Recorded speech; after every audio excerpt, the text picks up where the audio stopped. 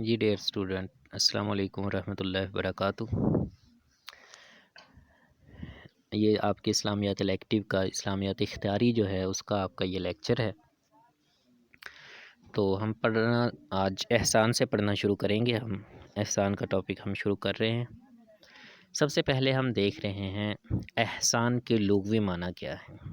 احسان کا مادہ حسن سے ہے۔ مادہ مطلب روٹ ورڈ جو ہیں اس کے، جس کے معنی نیکی اور بھلائی کرنا یا اچھا سلوک کرنا کے ہے۔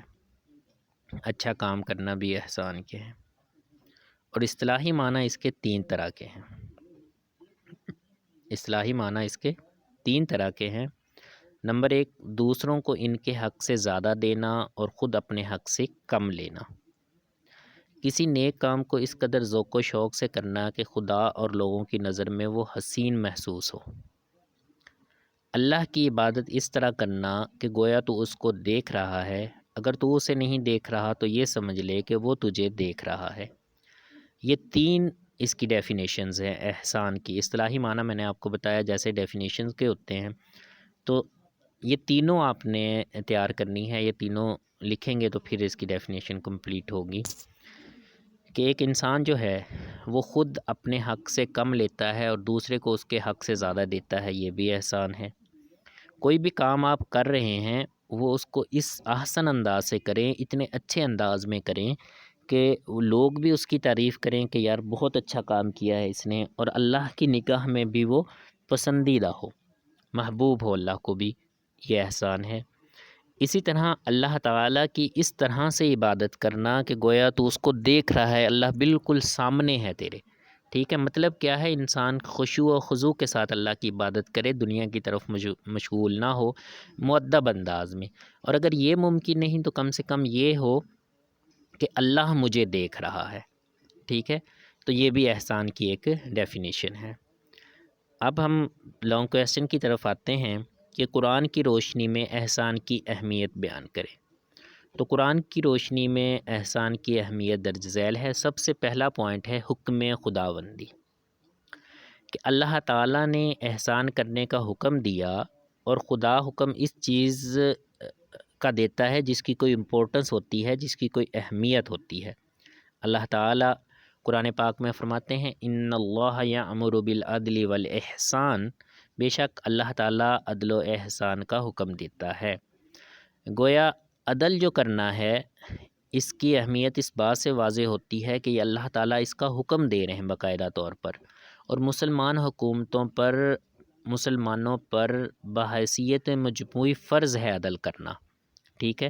تو ہر ایک کو انفرادی طور پر بھی عدل کرنا چاہیے، اور حکومتیں جو ہیں ان کو بھی اس عدل پر فوکس کرنا چاہیے۔ دوسرا پوائنٹ ہے قرب رحمت خداوندی۔ اللہ کی رحمت انسان احسان کرنے والے کے بہت قریب ہوتی ہے۔ اس سلسلے میں فرمان الہی ہے ان رحمت اللہ قریب من المحسنین، بے شک اللہ کی رحمت احسان کرنے والوں کے قریب ہے۔ یعنی جو لوگ احسان کرتے ہیں، لوگوں کے ساتھ اچھا رویہ اپناتے ہیں، وہ اللہ کی رحمت کے بہت قریب ہو جاتے ہیں۔ اس کو آپ یوں بھی کہہ سکتے ہیں کہ یہ اللہ کے قرب کا ذریعہ ہے، ٹھیک ہے۔ اللہ کی رحمت مراد کیا ہے؟ اللہ کے قریب ہونا، کہ جو لوگ احسان کرتے ہیں وہ اللہ کے بڑے قریب ہو جاتے ہیں۔ محبت خداوندی، جو شخص احسان کرتا ہے اللہ اس سے محبت کرتا ہے، اور اللہ کی محبت بہت بڑی نعمت ہے، فرمان خداوندی ہے واللہ یحب المحسنین، اور اللہ تعالیٰ احسان کرنے والوں سے محبت کرتا ہے۔ یعنی ہم دنیا میں جس طرح کسی کی محبت حاصل کرنے کے لیے بہت کچھ کرتے ہیں، والدین کا محبوب بننے کے لیے، پیارا بچہ بننا کے لیے ان کے فرما بردار ہوتے ہیں، وہ کام کرتے ہیں جو انہیں پسند ہو، ان سے بچتے ہیں جو انہیں ناپسند ہو، اسی طرح اللہ تعالیٰ کا محبوب بننے کے لیے جو کام کیے جا سکتے ہیں ان میں ایک احسان ہے، کہ انسان جب احسان کرتا ہے تو وہ کیا بن جاتا ہے؟ اللہ کا بڑا پسندیدہ بندہ بن جاتا ہے۔ احسان کرنے والوں کا اجر ضائع نہیں ہوتا۔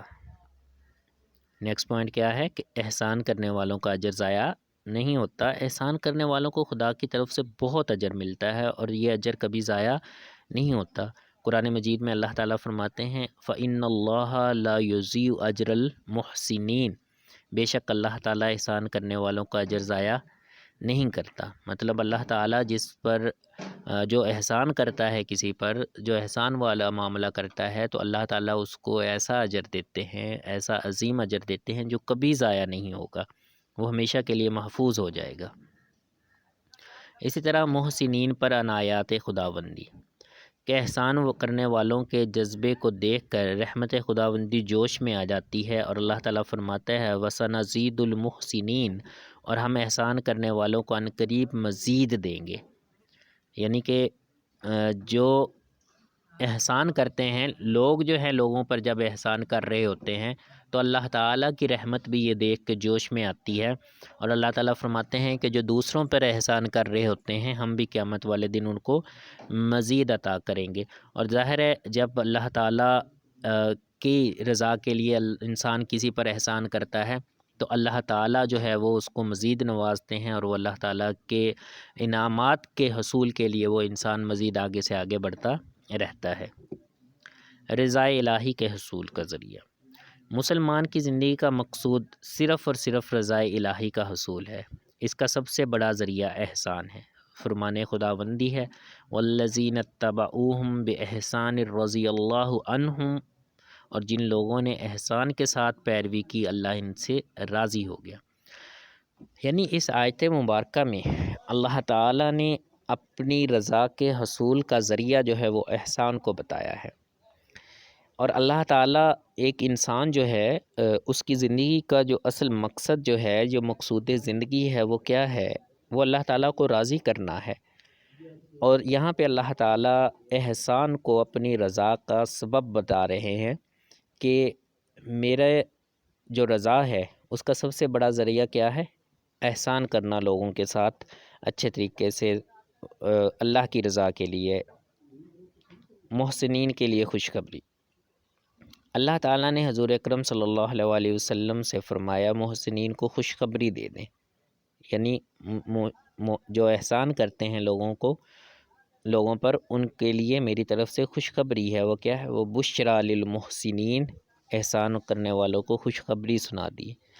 اب جن کو اللہ تعالیٰ خوشخبری سنا رہے ہیں، بشارت دے رہے ہیں، اللہ تعالیٰ جو ہے جن کے لیے ایک اچھا پیغام دے رہے ہیں، تو آپ ان کے اجر کا اندازہ کر سکتے ہیں کہ کتنا بڑا ان کا اجر ہوگا۔ تو اللہ تعالیٰ کی طرف سے ان کو کیا ہے؟ احسان کرنے والوں کے لیے خوشخبری ہے۔ اسی طرح حدیث میں جو ہے وہ احسان کرنے والوں کی اہمیت بیان کی گئی ہے۔ حدیث مبارکہ کے اندر اللہ تعالیٰ کے نبی صلی اللہ علیہ وآلہ وسلم نے جو لوگ احسان کرتے ہیں ان کی اہمیت بیان کی، تو پہلی خصوصیت احسان کرنے والوں کی جو حدیث میں بیان ہوئی وہ نجات کا ذریعہ ہے، کہ مسلمانوں کے لیے نجات کا سب سے بڑا ذریعہ احسان ہی کو قرار دیا گیا ہے۔ حدیث نبوی صلی اللہ علیہ وسلم ہے جس شخص کو پسند ہو کہ اس کو قیامت کی تکلیف سے نجات مل جائے، وہ تنگ دست کو مہلت دے اور مقروض کو معاف کر دے۔ یعنی آخرت میں جو قیامت کی تکلیف سے، جو جہنم سے بچاؤ کا ذریعہ ہے وہ کیا ہے؟ وہ تنگ دست کو مہلت دینا ہے، اور مقروض کا جو ہے وہ کیا کرنا ہے؟ قرض معاف کرنا ہے، کہ اگر اللہ نے استطاعت دی ہوئی ہے تو وہ کیا کرے کہ مقروض کو مہلت دے قرض میں، کہ کوئی بات نہیں ہے، نہیں آپ سے بن رہا، بعد میں دے دینا۔ اور اگر ایسا نہیں تو ایسا بھی ممکن ہے کہ اس کے پاس زیادہ اللہ نے دیا ہوا ہے تو وہ مقروض کا جو قرض ہے اس کو کیا کر دے؟ معاف کر دے۔ دوسرا، اللہ کے نبی صلی اللہ علیہ وسلم نے فرمایا سایہ عرش خداوند، قیامت کے روز جب شدید گرمی ہوگی محسن عرش خداوند کے سائے میں ہوگا۔ ارشاد نبوی ہے جو شخص قرض دار کو مہلت دے گا اور قرض معاف کر دے گا اور اس پر احسان کرے گا تو قیامت کے دن خدا کے عرش کے سایہ میں ہوگا۔ یعنی کہ اس دن کوئی سایہ نہیں، اتنی شدید گرمی ہوگی، صرف اللہ کے عرش کا ایک سایہ ہوگا، اور اس اللہ کے عرش کے سائے میں جن 7 لوگوں کو اللہ تعالیٰ پناہ دے گا ان میں ایک احسان کرنے والا بھی جو ہے وہ شامل ہے۔ اور وہ احسان کیا ہے؟ قرض دار کو مہلت دینا یا اس کا قرضہ جو ہے وہ معاف کرنا، یہ احسان کے زمرے میں آتا ہے۔ تو وہ محسن جو ہے اس کو اللہ تعالیٰ کیا کریں گے؟ قیامت والے دن اپنے عرش کا جو سایہ ہے اس میں پناہ دیں گے۔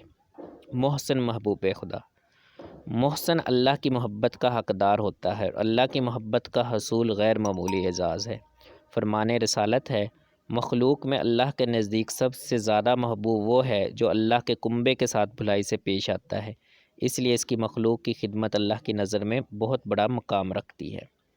یعنی جو شخص احسان کرتا ہے، لوگوں کے ساتھ احسان والا معاملہ کرتا ہے، وہ اللہ تعالیٰ کا محبوب بن جاتا ہے۔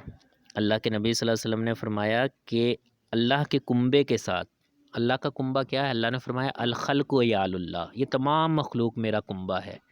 تو کسی بھی انسان کے ساتھ آپ بھلائی کرتے ہیں، کسی بھی انسان کے ساتھ آپ اچھائی کرتے ہیں، تو وہ گویا اللہ کے کنبے کے ساتھ آپ اچھائی کر رہے ہیں، بھلائی سے پیش آ رہے ہیں، تو یہ کرنے سے انسان کیا ہے؟ خدا کا محبوب بن جاتا ہے۔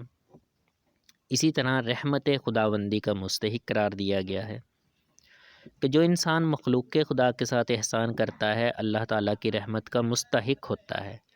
اللہ کے نبی صلی اللہ علیہ وسلم فرماتے ہیں کہ تم زمین والوں پہ رحم کرو، آسمان والا تم پر رحم کرے گا۔ گویا جب انسان انسانوں پہ رحم کرتا ہے تو اللہ تعالیٰ قیامت والے دن انسان کے ساتھ بہترین رویہ اپنائیں گے، اور اللہ تعالیٰ جو ہے وہ انسان کی خطاؤں سے درگزر فرمائیں گے۔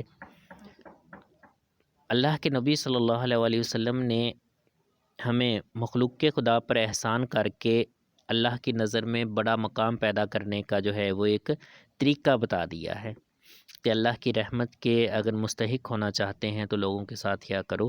احسان کرو۔ احسان ایک فریضہ ہے۔ اللہ تعالیٰ نے احسان کو مسلمانوں پر فرض قرار دیا۔ ارشاد نبوی صلی اللہ علیہ وسلم ہے، اللہ تعالیٰ نے ہر چیز پر احسان فرض کیا ہے، یعنی ہر چیز پر احسان کرنا، ہر چیز کے ساتھ احسان کرنا، انسان کے ساتھ، ہر انسان کے ساتھ احسان کرنا، چاہے وہ چھوٹا ہو یا بڑا ہو، اس کے ساتھ احسان کرنا، اچھا رویہ اپنانا جو ہے یہ ہر مسلمان پر فرض کیا گیا ہے۔ لیکن آج ہم مسلمان اس چیز سے بیگانے نظر آتے ہیں، اپنوں پر دوروں غیروں کے طور بات ہے، اپنوں کے ساتھ احسان کا رویہ نہیں اپنایا جاتا، تو ہر بات کا حساب کتاب لیتے ہیں ہم۔ تو اسی وجہ سے آج بحیثیت مسلمان دنیا میں مسلمانوں کا امیج جو ہے وہ بڑا ڈاؤن ہے۔ تو اس لیے ہمیں چاہیے کہ ہم ان چیزوں کو نہ صرف پڑھیں بلکہ ان پہ عملی طور پر عمل بھی کریں۔ ٹھیک ہے بیٹا، یہ آج کا آپ کا کویسچن تھا، اسے آپ اچھے طریقے سے تیار کریں۔ انشاءاللہ کوئی بھی اس سے ریلیٹڈ کویسچن ہے تو وہ آپ پوچھ سکتے ہیں، جتنا آپ کو بتایا گیا ہے اتنا آپ لوگوں نے یہ تیار کرنا ہے۔ ٹھیک ہے بیٹا، جزاک اللہ خیر، السلام علیکم۔